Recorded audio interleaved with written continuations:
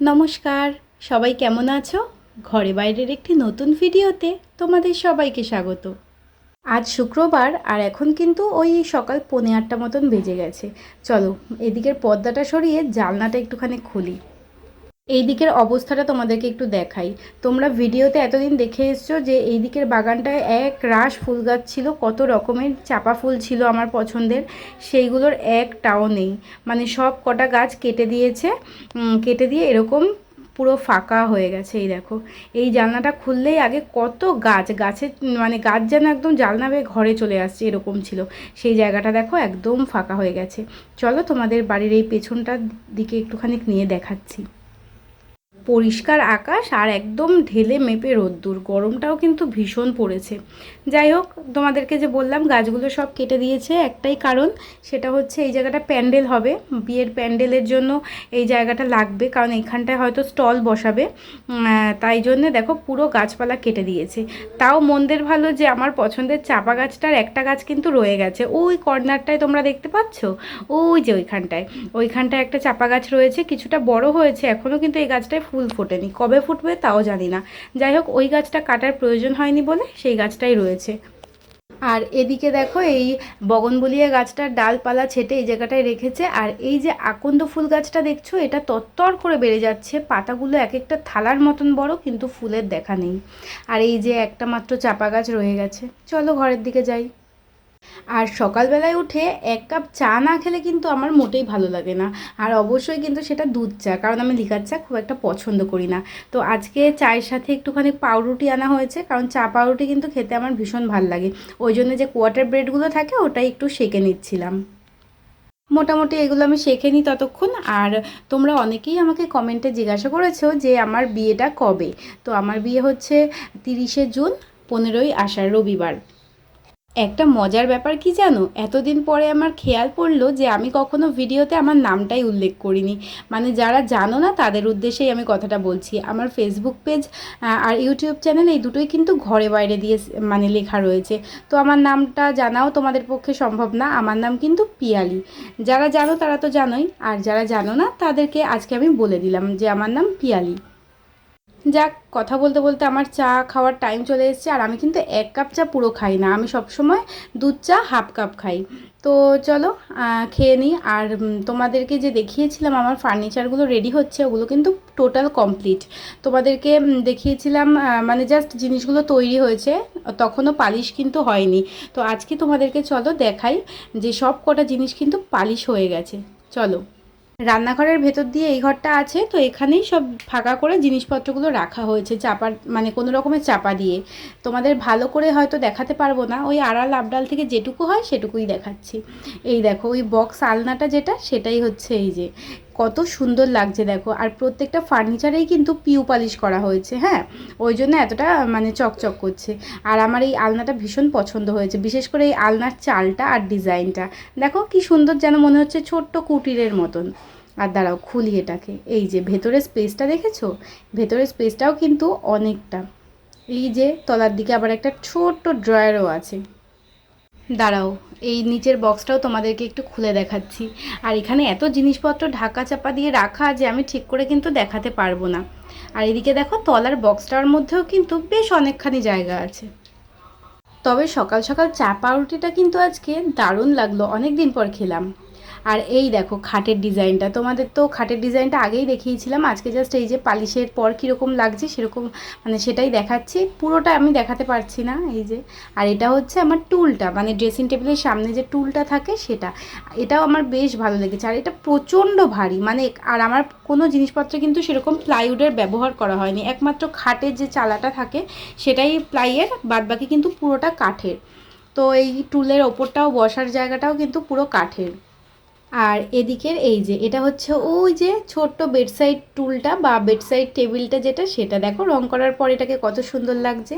এই যে, আর এই প্রত্যেকটা জিনিসের ড্রয়ারগুলো এতটা ইজি কি বলবো, বেশ মানে সুবিধা হয় খুলতে। এই যে এটা হচ্ছে বেডসাইড টুলটা, আর এই হচ্ছে ড্রেসিং টেবিলের ওই মানে আয়নার ফ্রেমটা। এই দেখো এখানে রয়েছে, তোমরা একটু মানে কোনো রকমের দেখে দাও, আমি ভালো করে দেখাতে পাচ্ছি না। আর এই দেখো ওই যে বলেছিলাম 4টে ড্রয়ার করা হয়েছে, এই দেখো ড্রেসিং টেবিলের সেই 4টে বড় বড় ড্রয়ার। তো চলো স্নান করে নিই, আবার মামা বাড়ি যেতে হবে। এই দেখো স্নান করে এখন বেরিয়ে গেছি ভাইয়ের সাথে, ভাই আমাকে দিয়ে আসছে। আর এই যে বললাম মামা বাড়িতে যাব, কারণ আজকে মামা বাড়িতে আমাদের নেমন্তন্ন।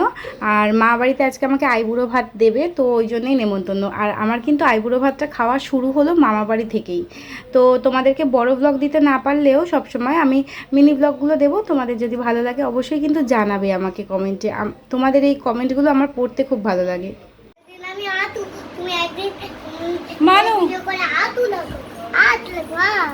আমি এই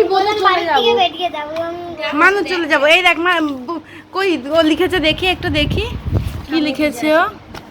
এই দেখ কি সুন্দর লিখেছে। কই এই যে রাইট পেয়েছে। ও মা কি সুন্দর, তুমি লিখেছো?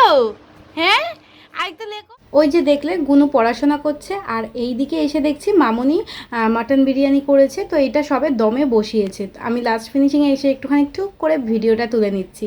আর এই দেখো এক হাঁড়ি মাটন বিরিয়ানি। তো চলো আমিও রেডি হয়ে নিই, দেরি হয়ে গেছে।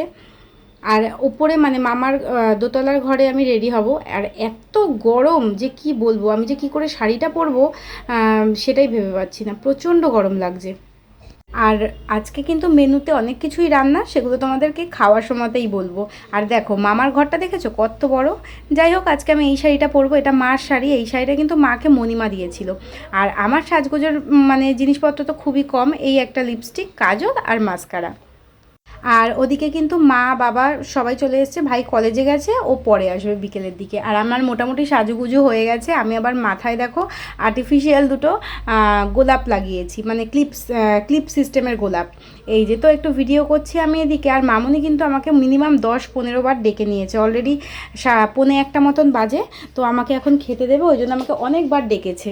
চলো নিচের দিকে যাই। শাড়ি পরেছি, চুল ছেড়েছি, এদিকে আমার যে কি অবস্থা হচ্ছে সেটা আমি বুঝতেই পারছি। তাড়াতাড়ি যাই নিচের দিকে, চলো। আরে আবার করো।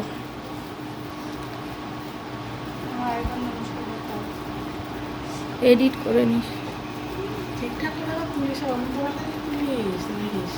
যেটুকু আগে কেচাকেচি হয়েছে ওটা কেটে দিস। তুমি এটা করো, সুন্দর করে নমস্কার করে দিস তো। আমার ভিডিওটা তো হচ্ছে এই শোনে এইটা দিয়েছে, এই যে ভালো করেছি ভালোবাসা। দেখো করেছি ভালোবাসা। আর কি আমাকে দাও আমি রাজরানী হয়ে সুখে থেকো, শান্তিতে থেকো। সবথেকে বড় জিনিস নাকে ধান, ট্যাঙের নাকে ধান। কি হবে তাহলে? তোমার হাত ঠিক আছে, নাও নাও।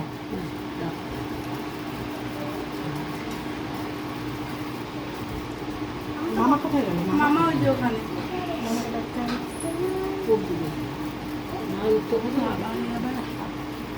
আচ্ছা মামাকে রাখতে হবে, মামাকে নমস্কার করে এসছি আমি। মামার থেকে ধানগুলো নিয়ে চল, পরে থাকলে কুড়িয়ে নেবি। মামা তোমার আমি এই থালাটা তোর হাতে দিই, যা পুরোটা করো। হ্যাঁ সুন্দর করে জান উলু দাও।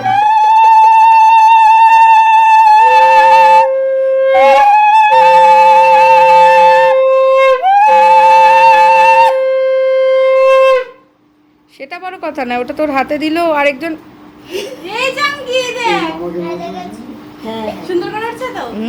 তুমি সুন্দর উঠছো, আশেপাশে যেমন উঠুক উঠুক। লম্বা করবো,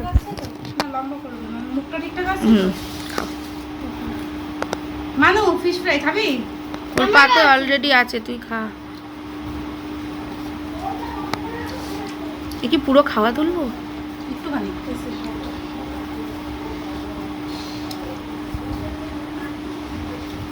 খাও মাও, খাও মা, ভাতটা খাও।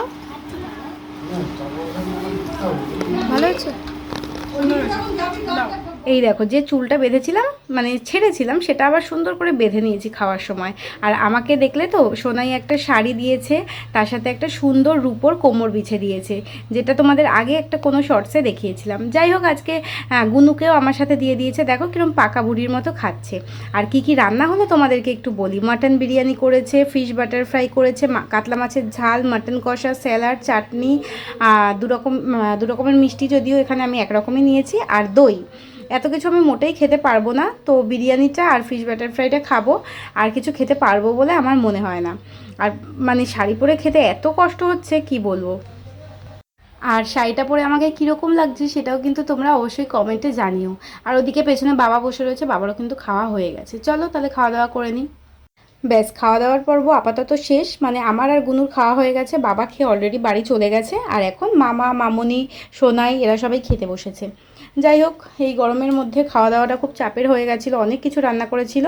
আর মামার এই গাছটায় দেখো কত সুন্দর মানে চাপা ফুলগুলো ফুটে রয়েছে 2-4টে করে। আমার বাড়িরগুলো তো কেটেই দিয়েছে।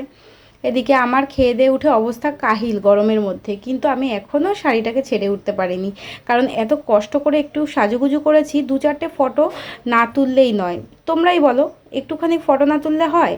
তাই জন্যে একটু ফটো তুলবো বলে বাইরে এসেছি। আর এদিকে আমার মাথার এই গোলাপ দুটো কিন্তু আমার বেশ পছন্দ হয়েছে। আর ভিডিওটা আজকে এই পর্যন্তই। যদি তোমাদের ভালো লাগে অবশ্যই একটা লাইক করে দিও। সবাই খুব ভালো থেকো, সুস্থ থেকো।